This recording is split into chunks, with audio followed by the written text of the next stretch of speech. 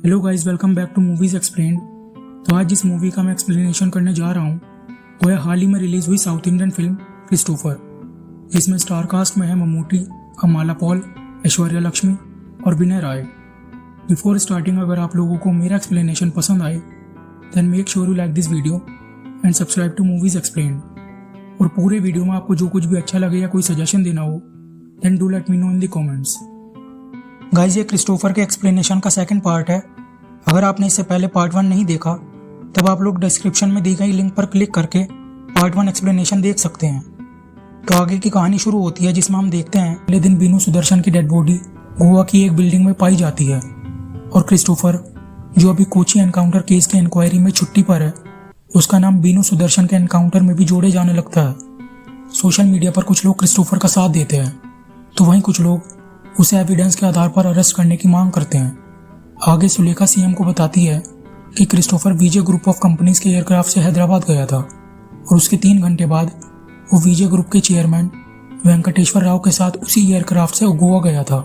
यहाँ बीना सीएम को बताती है कि राव और क्रिस्टोफर पुराने दोस्त हैं। जब राव को एक गैंग की धमकी मिली थी तब क्रिस्टोफर ने ही उस मामले को सुलझाया था, लेकिन सुलेखा उन्हें बताती है कि उनके पास क्रिस्टोफर के खिलाफ कोई भी स्ट्रॉन्ग एविडेंस नहीं है, क्योंकि क्रिस्टोफर वेंकटेश्वर राव और उसकी फैमिली के साथ एक गेट टुगेदर पर गोवा आया था। इसके पिक्चर्स इंटरनेट पर अपलोडेड हैं ताकि उसके खिलाफ कोई सबूत ना हो। क्रिस्टोफर के आने पर सीएम उसे बताता है कि सुलेखा को लगता है बीनू सुदर्शन की मौत के पीछे क्रिस्टोफर का हाथ है। इस पर क्रिस्टोफर सीएम से कहता है कि वो 2 दिन से प्राइवेट फंक्शन अटेंड करने के लिए गोवा में था। क्रिस्टोफर के खिलाफ कोई भी सबूत ना होने से वो वहां से जाने लगता है, जहां हमें पता चलता है कि बीनू को सुदर्शन ने वैसे ही आग लगाकर मारा होता है जैसे उसने सुहरा को मारा था, और क्रिस्टोफर वहां से चला जाता है। जिसके बाद आगे हम देखते हैं अमीना क्रिस्टोफर से मिलने आती है और उसे सीताराम त्रिमूर्ति के बारे में बताती है, जो सख्या ग्रुप का हेड है। अमीना क्रिस्टोफर को बताती है कि सीताराम त्रिमूर्ति की पत्नी अश्विनी त्रिमूर्ति अमीना से मिलने आई थी। यहाँ अश्विनी अमीना को बताती है कि उसका पति सीताराम त्रिमूर्ति अपनी हर्बल प्रोडक्ट की कंपनी के नाम पर ड्रग सप्लाई करता है। अश्विनी बताती है कि त्रिमूर्ति उसके पापा की कंपनी में जनरल मैनेजर था और उनकी 2 महीने पहले ही एक्सीडेंट में मौत हो गई, लेकिन अश्विनी को शक होता है कि उसके पापा की मौत के पीछे सीताराम का ही हाथ था। आगे हमें पता चलता है कि सीताराम त्रिमूर्ति कोई और नहीं बल्कि मूवी के स्टार्टिंग में दिखाया गया खतरनाक कैदी होता है। अश्विनी अमीना से कहती है कि सारे कागजात उसके नाम पर हैं और वो सब कुछ एक एनजीओ को ट्रांसफर करना चाहती है, और साथ ही त्रिमूर्ति से डिवोर्स के लिए पेपर तैयार करने में अमीना की मदद मांगती है। वहां से जाते हुए अश्विनी अमीना को एक पेन ड्राइव देती है जिसमें सीताराम के सारे फ्रॉड की डिटेल्स होती हैं। अमीना क्रिस्टोफर को बताती है कि उससे मिलने के 4 दिन बाद अश्विनी की मौत हो गई। अमीना कहती है कि उसे अश्विनी की मौत को लेकर शक है और क्रिस्टोफर से उसकी मौत के बारे में पता लगाने के लिए कहती है। जिसके बाद अमीना जेबी से मिलने मरायूर जाने के लिए निकल पड़ती है और क्रिस्टोफर अश्विनी की मौत के बारे में पता लगाने हॉस्पिटल पहुंच जाता है। यहाँ पोस्टमार्टम करने वाला डॉक्टर क्रिस्टोफर को बताता है कि अश्विनी की मौत ब्रेन हेमरेज से हुई है, जिस पर क्रिस्टोफर उससे कहता है कि अश्विनी की मौत ब्रेन हेमरेज से नहीं बल्कि कार्बन मोनोऑक्साइड गैस होने की वजह से हुई है, क्योंकि उसके शरीर पर लाल रंग के निशान पाए गए थे। क्रिस्टोफर उससे कहता है कि उसके पास सिक्योरिटी गार्ड की गवाही है और अब वो उस हॉस्पिटल का पर्दाफाश करेगा। जिसके बाद मरायूर में अमीना की लाश मिलती है। अमीना के पोस्टमार्टम के बाद डॉक्टर क्रिस्टोफर को बताता है कि उसे बहुत बुरी तरह रेप करके मारा गया है। अमीना की मौत के बाद क्रिस्टोफर बहुत टूट जाता है और अकेला पड़ जाता है, साथ ही उसे अमीना की याद आने लगती है। आगे हम देखते हैं क्रिस्टोफर सीताराम त्रिमूर्ति से मिलने जाता है। यहाँ त्रिमूर्ति क्रिस्टोफर को बताता है कि वो अपनी बीवी पर नजर रखता था और उसे पता था कि अश्विनी अमीना से मिली थी, जिसके 4 दिन बाद अश्विनी की जहर सूंघने से मौत हो गई। त्रिमूर्ति क्रिस्टोफर के सामने सारी बात ओपनली कन्फेस करता है और उन दोनों के बीच आमने सामने की जंग शुरू हो जाती है। दूसरी तरफ सुलेखा अमीना के मर्डर की इन्वेस्टिगेशन शुरू करती है, जहां उसे पता चलता है कि रेप डाउनहिल से 40 फुट नीचे हुआ है और रेप करने वाला उस जगह को पहले से ही अच्छी तरह से जानता था। क्रिस्टोफर से मिलने के बाद सुलेखा उसे अमीना की मौत पर संवेदना देती है और साथ ही उसे इस केस से दूर रहने के लिए समझाती है और कहती है कि वो मुजरिम को पकड़कर सख्त से सख्त सजा दिलवाएगी।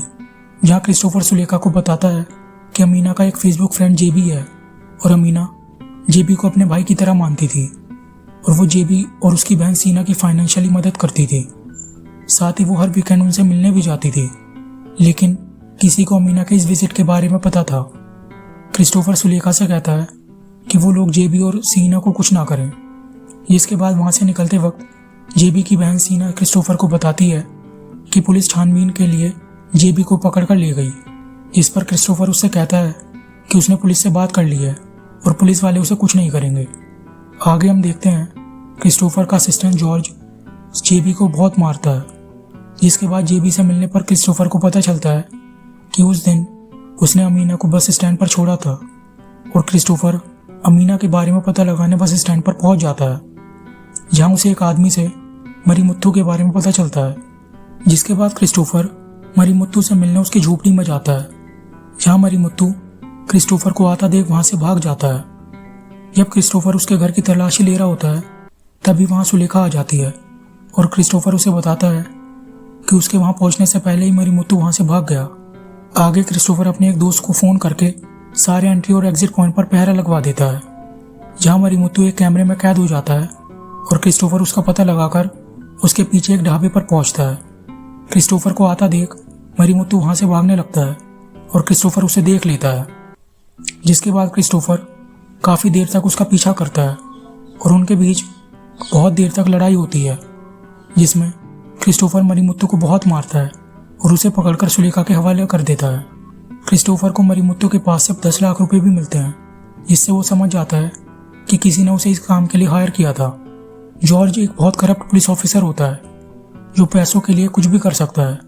जिसके बाद उन नोटों की इन्वेस्टिगेशन करते हुए जॉर्ज एक आदमी से मिलता है जिसने मरीमुत्थु को अमीना के काम के लिए पैसे दिए थे, जहां वो आदमी जॉर्ज को भी पैसे देकर अपनी ओर शामिल कर लेता है।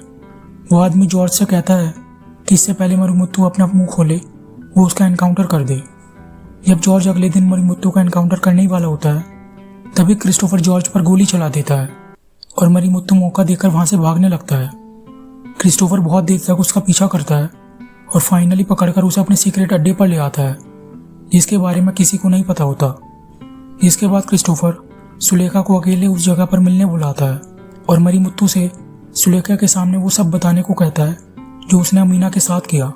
क्रिस्टोफर सुलेखा को बताता है कि सुरेश नाम के एक क्रिमिनल ने मरीमुत्थु को ये सब करने के लिए पैसे दिए थे और सुरेश के सुलेखा के असिस्टेंट जॉर्ज के साथ अच्छे संबंध हैं।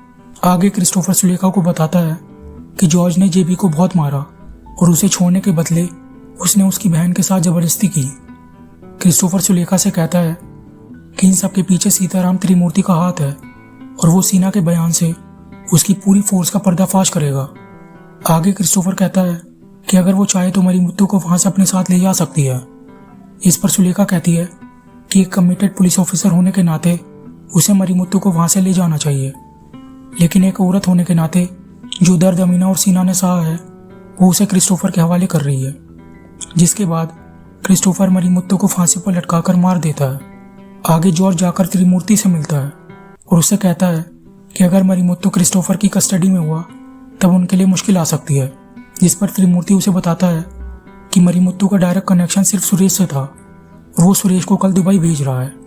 जॉर्ज त्रिमूर्ति से कहता है कि अगर कल से पहले क्रिस्टोफर ने उसे पकड़ लिया तो उनके लिए परेशानी बढ़ सकती है। तब त्रिमूर्ति जॉर्ज को एक गन देकर वहां से चला जाता है और उसका इशारा सुरेश को मारने की तरफ होता है। जिसके बाद आगे हम देखते हैं सुरेश त्रिमूर्ति को उसी बंदूक से गन पॉइंट पर ले लेता है और उसे बताता है कि जब जॉर्ज उसे मारने आया था तब क्रिस्टोफर ने जॉर्ज पर हमला करके सुरेश की जान बचाई थी। यहाँ उसे पता चला कि जॉर्ज को भेजने वाला त्रिमूर्ति था। जॉर्ज को मारने के बाद क्रिस्टोफर सुरेश को 2 ऑप्शन देता है कि या तो क्रिस्टोफर सुरेश को वहीं मार दे या फिर सुरेश त्रिमूर्ति को खत्म कर दे। जब सुरेश त्रिमूर्ति को मारने वाला होता है तब त्रिमूर्ति सुरेश पर हमला करके उल्टा उसे ही मार देता है, लेकिन तभी वहां पुलिस आ जाती है और त्रिमूर्ति को रंगे हाथ सुरेश को मारने के जुर्म में गिरफ्तार कर लेती है। दरअसल ये सब क्रिस्टोफर का प्लान होता है और वो जॉर्ज के मर्डर के इल्जाम में त्रिमूर्ति को फंसा देता है। तभी क्रिस्टोफर वहां आता है और त्रिमूर्ति उससे कहता है कि अरेस्ट करना क्रिस्टोफर का स्टाइल नहीं है, बल्कि उसका स्टाइल तो एनकाउंटर करना है। पुलिस त्रिमूर्ति को पकड़कर जेल में डाल देती है और उस पर अश्वनी और बाकी लोगों के मर्डर की इंक्वायरी शुरू होती है। और ये वही सीन होता है जो मूवी के स्टार्टिंग में दिखाया गया था। इसके बाद सुलेखा क्रिस्टोफर पर कोची एनकाउंटर की इंक्वायरी रिपोर्ट सबमिट करती है, जिसमें वो क्रिस्टोफर को क्लीन चिट दे देती है। इस पर बीना उससे कहती है कि उसे क्रिस्टोफर की बायोग्राफी लिखने को नहीं कहा गया था। जहाँ सुलेखा बीना को बताती है कि जिस ड्रग केस को उसके बाप ने उसके भाई सेबेस्टियन को बचाने के लिए लड़कियों को पैसे देकर दबा दिया था, उन 12 लड़कियों में से एक लड़की खुद सुलेखा थी। सुलेखा बीना से क्रिस्टोफर को समझने के लिए कहती है और वहां से चली जाती है, जिसके बाद अस्कर त्रिमूर्ति को फोन करके बताता है कि रिपोर्ट क्रिस्टोफर के फेवर में है, जिसे बीना ने भी पास कर दिया है। आगे त्रिमूर्ति शाहजी से क्रिस्टोफर को उससे मिलने के लिए बुलवाता है। शाहजी के वहां से जाने के बाद त्रिमूर्ति अपने आदमियों से बीना को खत्म करने के लिए कहता है। क्रिस्टोफर से मिलने पर त्रिमूर्ति उससे कहता है कि अपनों से अलग होना ही तुम्हें आगे बढ़ाता है, और क्रिस्टोफर का इतिहास भी यही कहता है। त्रिमूर्ति क्रिस्टोफर से कहता है कि वो यहीं जेल में बैठे बैठे क्रिस्टोफर को बर्बाद कर देगा। जब क्रिस्टोफर वहां से निकल रहा होता है तब उसके पास बीना का मैसेज आता है और वो क्रिस्टोफर से सारी नाराजगी दूर कर देती है। बीना का मैसेज देखकर क्रिस्टोफर को त्रिमूर्ति की बात याद आती है और वो बीना को फोन करके सावधान रहने के लिए कहता है और वहां से बीना के पास जाने के लिए निकल पड़ता है। लेकिन क्रिस्टोफर को वहां पहुंचने में बहुत देर हो जाती है और बीना की कार्बन मोनोऑक्साइड गैस सूंघने से मौत हो जाती है। साथ ही उसके शरीर पर भी वही लाल कलर के निशान होते हैं।